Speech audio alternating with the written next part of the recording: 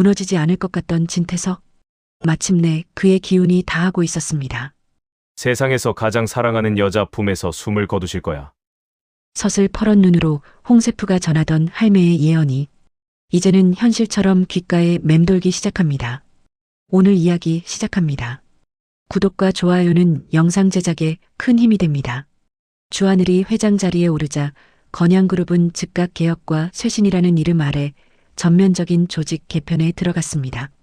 주하늘 회장의 경영혁신은 회사 내부 임직원은 물론 외부 투자자들로부터도 시대에 맞는 결단이라는 평가를 받았습니다. 언론도 우호적이었습니다. 건양그룹, 젊은 리더십으로 디지털 전환 가속화 같은 제목의 기사들이 쏟아졌고 주가도 소폭 상승세를 보였습니다.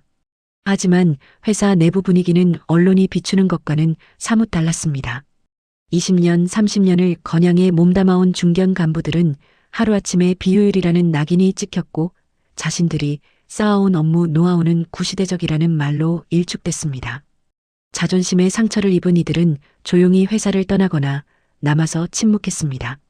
조직 안에는 보이지 않는 선이 그어졌습니다.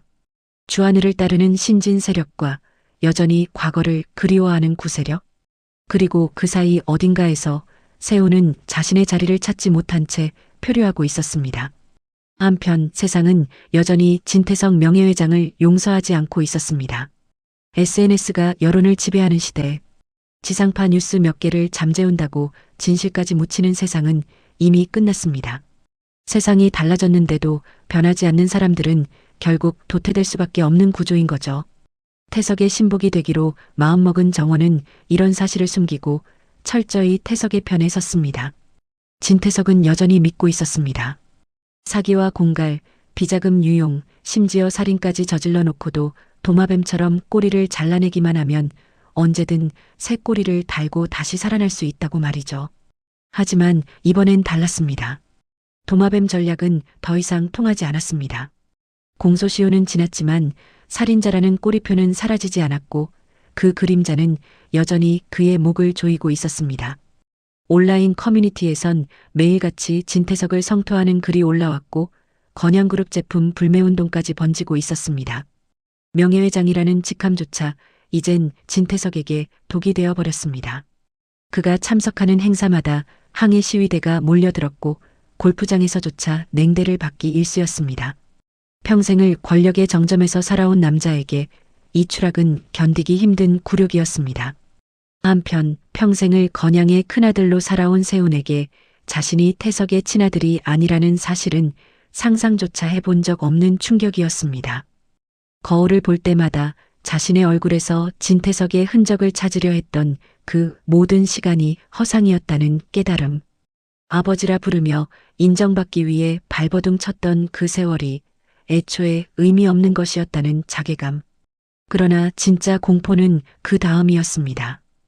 회장 자리를 주하늘에게 내주고 자신은 부회장이라는 이름 아래 밀려난 현실. 부회장이라지만 실권 없는 허수아비에 불과했습니다.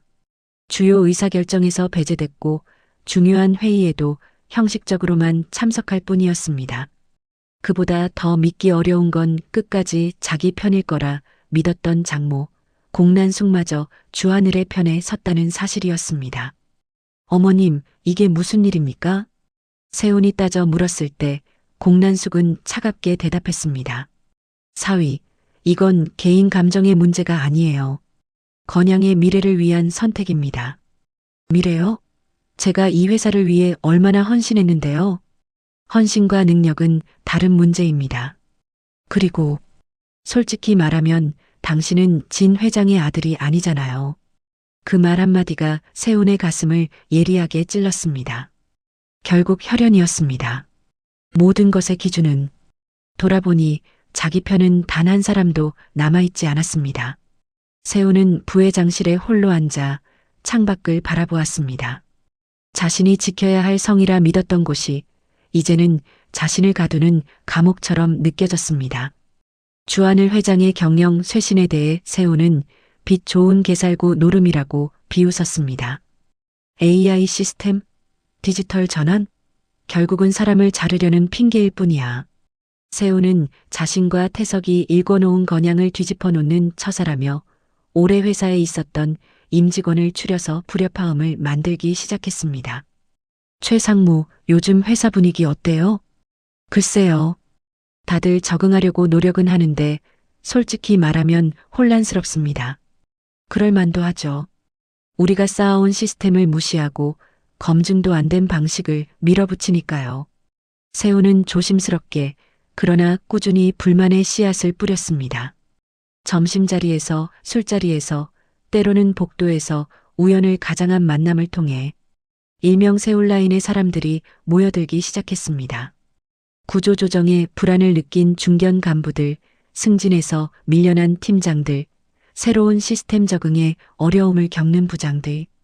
이들은 세운을 중심으로 조용히 결집했습니다. 부회장님, 저희가 뭘 도와드릴까요? 아직은 때를 기다려야 합니다. 주한을 회장의 개혁이 실패할 거라는 증거를 모으는 거죠. 조직 안에서는 이미 미세한 균열음을 내고 있었습니다. 표면적으론 평온해 보였지만 내부에선 두 개의 축이 팽팽히 대치하고 있었습니다. 주하늘의 혁신 세력과 세운의 보수 세력.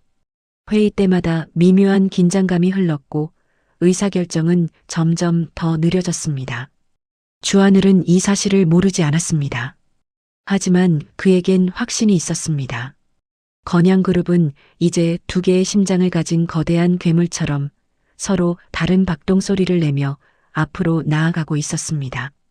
그 끝이 통합일지 아니면 분열일지는 아직 아무도 알 수 없었습니다. 조직 내부에서는 조용하지만 분명한 소문이 돌기 시작했습니다. 하늘 회장 방식에 반기를 드는 쪽이 있다더라. 옛 체제를 그리워하는 파벌이 움직인다는 소문이 있어. 직접 나서지는 않았지만 세운을 중심으로 보이지 않는 흐름이 만들어지고 있다는 이야기가 조심스럽게 돌았습니다. 과거 태석 체제에서 힘을 누리던 인물들, 속도를 늦추고 싶어하는 사람들, 너무 빨라진 변화가 부담스러운 사람들, 그 중심에 세운의 이름이 있었습니다. 하지만 이 모든 상황을 태석과 정원은 한 발 떨어져서 지켜보고 있었습니다. 하늘 회장이 스스로 정리할 수 있는 문제인지 아니면 개입해야 할 사안인지 추이만을 관망하는 상태였지요. 이 정도 내부는 어느 조직에나 있는 법이야. 태석은 여유롭게 말했습니다. 하늘이가 진짜 경영자라면 저 정도는 스스로 수습해야지. 그렇게 그들은 관망했습니다. 그러던 어느 날 전혀 예상하지 못한 사건이 터집니다. 아침 출근 시간 디자인팀 사무실에 세운의 아내 영채가 나타났습니다. 그것도 아무렇지 않게 세미 실장의 자리에 앉아 있었습니다. 마치 그 자리가 원래 자신의 자리였다는 듯이. 영채는 가방을 내려놓고 노트북을 열었고 팀원들을 둘러보며 말했습니다. 회의 시작하죠. 순간 사무실 공기가 얼어붙었습니다. 세미와 팀원들은 무슨 상황인지 파악조차 하지 못한 채 서로의 얼굴만 바라봤습니다. 누군가 조심스럽게 물었습니다. 무슨 일로 오셨는지? 하지만 영채는 그들의 당황을 전혀 인식하지 못한 채 프레젠테이션 파일을 열고 지시를 쏟아내기 시작했습니다. 이 라인은 전부 수정해야 해요. 제가 이미 위에 보고 올린 내용이니까 말 많지 말고 그대로 진행하세요. 문제는 영채의 말과 행동이 단순한 무례나 돌발 행동의 수준이 아니었다는 점이었습니다. 그녀는 아직 일어나지 않은 일들을 마치 이미 승인받고 이미 실행된 것처럼 말하고 있었고 자신이 상상 속에서 만들어낸 장면을 현실로 믿어버리고 있는 상태였습니다. 다음 주 파리 출장 때 제가 직접 바이어 미팅을 주도할 거예요. 회장님이 승인하셨거든요. 이번 시즌 컬렉션 디렉터는 제가 맡기로 했어요. 팀원들은 서로 눈빛을 교환했습니다. 리플리 증후군. 그 단어가 모두의 머릿속을 스쳤습니다.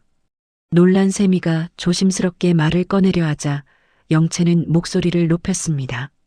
지금 제 말에 토다는 건가요? 제가 누군지 몰라서 그래요? 영채의 얼굴이 일그러졌습니다. 자신의 환상이 받아들여지지 않는다는 사실을 인정할 수 없었던 겁니다. 더 이상 방치할 수 없다고 판단한 팀원 중 한 명이 몰래 보안실에 연락을 넣었습니다. 잠시 후 보안 요원들이 도착했고 영채는 격렬하게 항의하며 끌려나갔습니다. 이게 다 기록으로 남을 거예요. 나중에 다들 후회할 겁니다. 제가 누군지 알게 될 거라고요.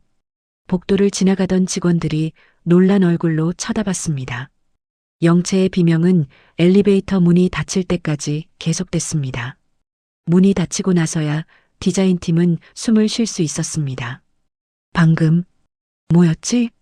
진짜 심각한 것 같은데. 이 소식은 빠르게 위로 올라갔고 결국 태석의 귀에까지 들어갔습니다. 결국 공난숙의 애물단지 영채는 정신과 통원 치료가 충분치 않다는 소견에 따라 요양병원에 입원하게 됩니다. 자발적 입원이 아니었습니다. 가족들의 동의 하에 이루어진 보호 입원이었습니다. 영채는 끝까지 저항했지만 소용없었습니다.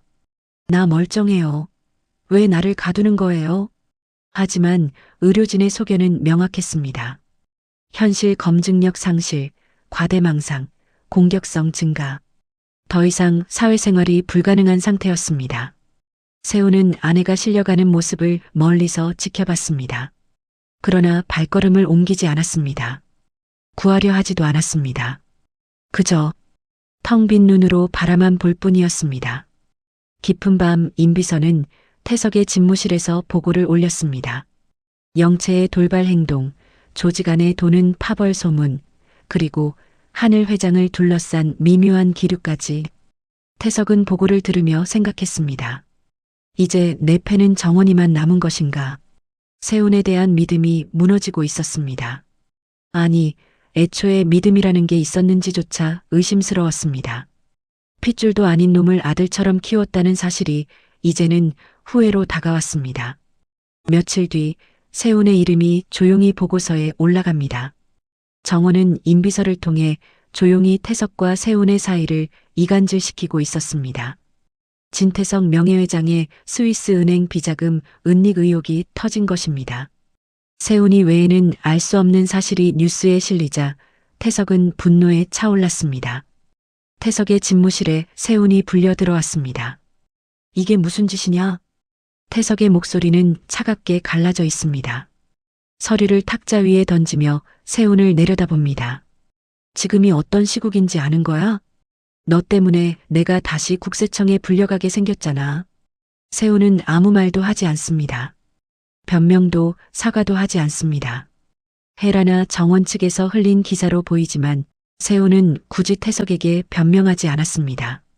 그 침묵이 태석을 더 자극합니다. 역시 태석이 비웃듯 말합니다. 지 엄마를 닮아 모자란 놈.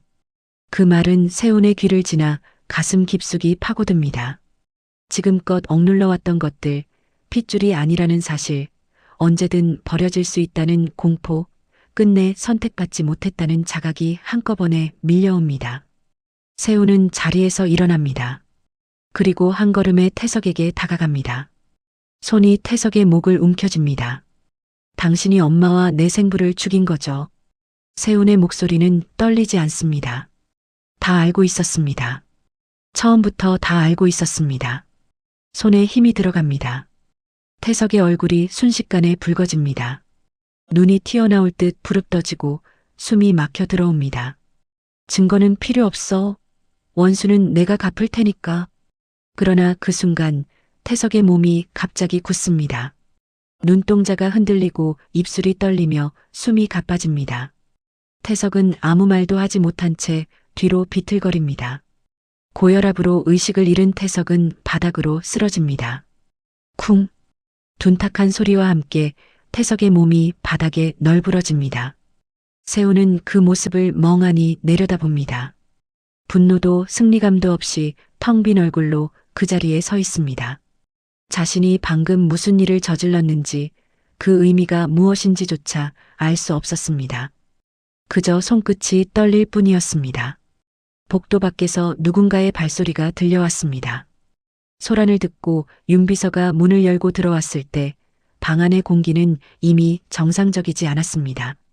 태석은 바닥에 쓰러져 있었고 세훈은 그 앞에 멍하니 서 있었습니다. 윤비서는 상황을 보자마자 아무 질문도 하지 않았습니다. 수십 년간 태석 곁에서 일하며 숱한 위기를 목격했던 그였지만 이번만큼은 달랐습니다. 공기 중에 떠도는 긴장감, 세훈의 텅 빈 눈빛, 그리고 바닥에 쓰러진 태석의 모습. 회장님, 윤비서가 태석에게 다가가 몸을 흔들었습니다. 대답은 없었습니다. 호흡은 거칠었고 의식은 이미 멀어져 있었습니다. 윤비서는 곧바로 구급차를 불렀고 명예회장실은 순식간에 통제 구역이 되었습니다. 복도가 소란스러워졌습니다. 직원들이 우왕좌왕했고 보안팀이 달려왔습니다. 구급대원들이 들것을 들고 뛰어들어왔고 심폐소생술 장비가 펼쳐졌습니다. 혈압 200 130, 의식 없음. 즉시 이송 준비. 태석은 급히 병원으로 옮겨졌고 세훈은 그 자리에서 체포되었습니다. 경찰이 도착했을 때 세훈은 여전히 같은 자리에 서 있었습니다. 마치 시간이 멈춘 사람처럼. 진세훈 씨, 폭행 혐의로 동행하겠습니다. 저항은 없었습니다. 도망치지도 않았습니다. 분노도 후회도 두려움도 그저 텅 빈 허공을 바라볼 뿐이었습니다. 복도를 지나가며 마주친 직원들은 충격에 입을 다물지 못했습니다. 건양그룹의 부회장이 수갑을 찬 채 끌려가는 모습. 누구도 상상하지 못했던 광경이었습니다. 그리고 지금 태석은 중환자실 침대 위에 누워 있습니다.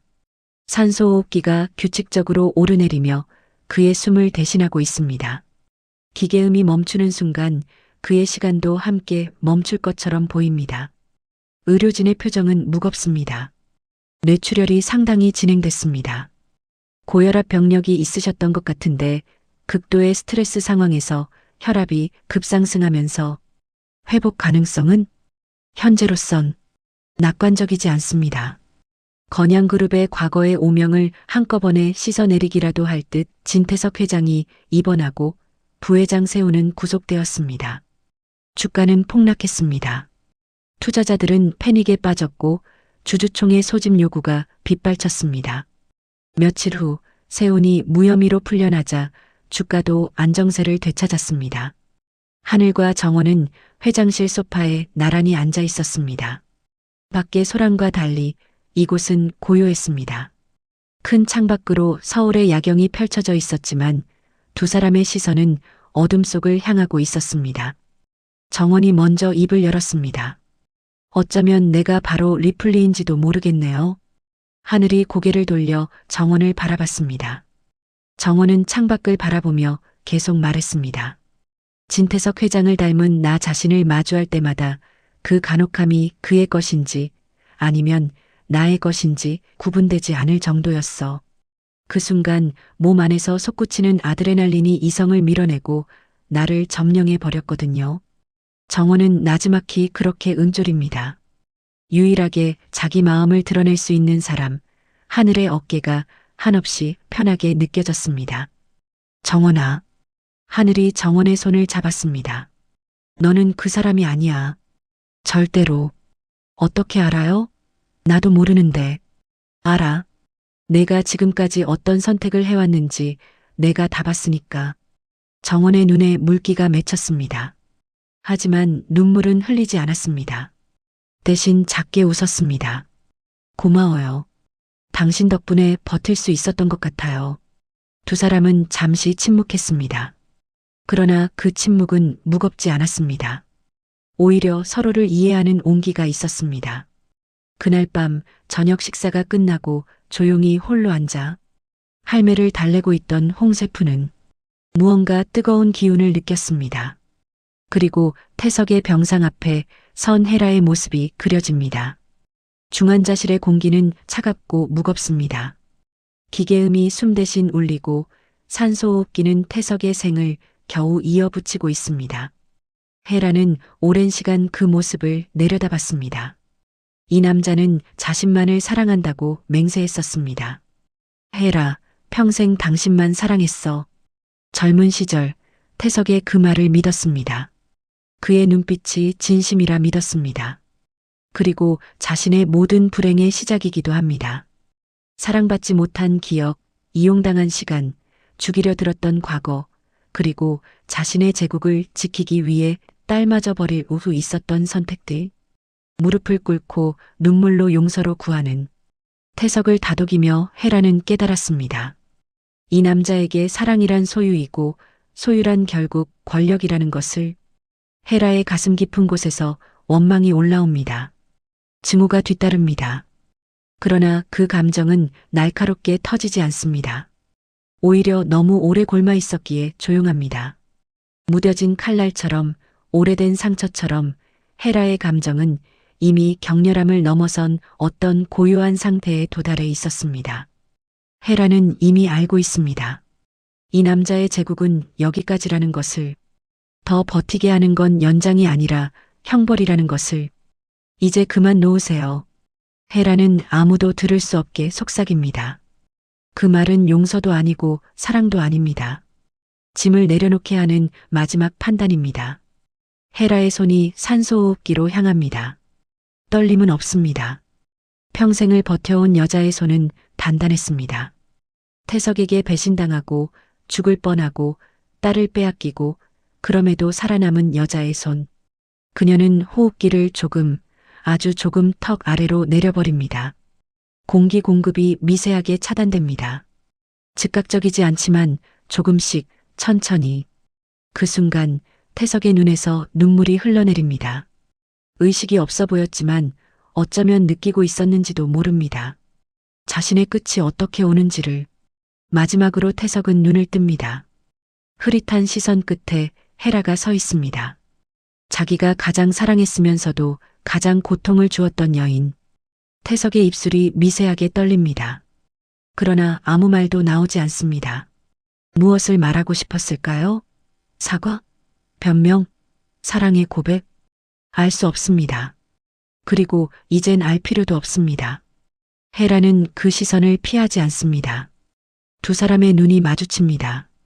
긴 세월, 복잡한 감정, 수많은 배신과 고통이 그 사이를 스쳐 지나갑니다. 잘 가요. 헤라의 목소리는 차분합니다. 감정의 파도가 아니라 고요한 바다 같은 목소리. 이미 모든 것을 정리한 사람의 목소리. 태석의 눈빛이 천천히 흐려집니다. 기계음이 점점 느려집니다. 빅, 빅, 빅. 그리고 마침내 긴 신호음이 중환자실을 가득 채웁니다. 진태석의 험난했던 인생은 그가 가장 사랑했던 여인의 품에서 마침내 멈춥니다. 그것은 복수가 아니라 정리였고 살인이 아니라 종결이었습니다. 헤라는 한참을 그 자리에 서 있었습니다. 그리고 조용히 몸을 돌렸습니다. 의료진이 뛰어들어오기 전 헤라는 이미 복도를 걸어나가고 있었습니다. 뒤에서 들리는 소란, 심정지, 제세동기, 급박한 발걸음 소리. 하지만 헤라는 뒤돌아보지 않았습니다. 긴 복도를 걸으며 헤라는 생각했습니다. 태석이 놓친 세 단어. 살인에는 배신과 복수가 따른다.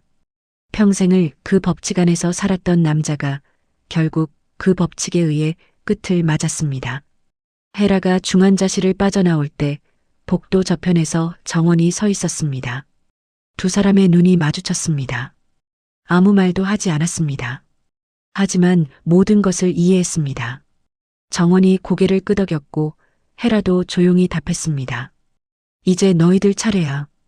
헤라는 정원의 어깨를 가볍게 두드렸습니다. 제대로 된 건양을 만들어. 그럴게요, 엄마. 두 사람은 서로 다른 방향으로 걸어갔습니다. 한 사람은 과거를 묻기 위해, 다른 사람은 미래를 만들기 위해. 그날 밤 진태석의 사망 소식이 전해졌습니다.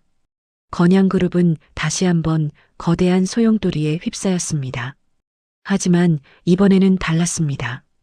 과거를 청산하고 새로운 시작을 준비하는 소용돌이. 마침내 건양의 새로운 시대가 열리고 있었습니다. 여기까지 함께 해주셔서 감사합니다. 구독과 알림 눌러주시면 다음 이야기 쉽게 만나실 수 있습니다.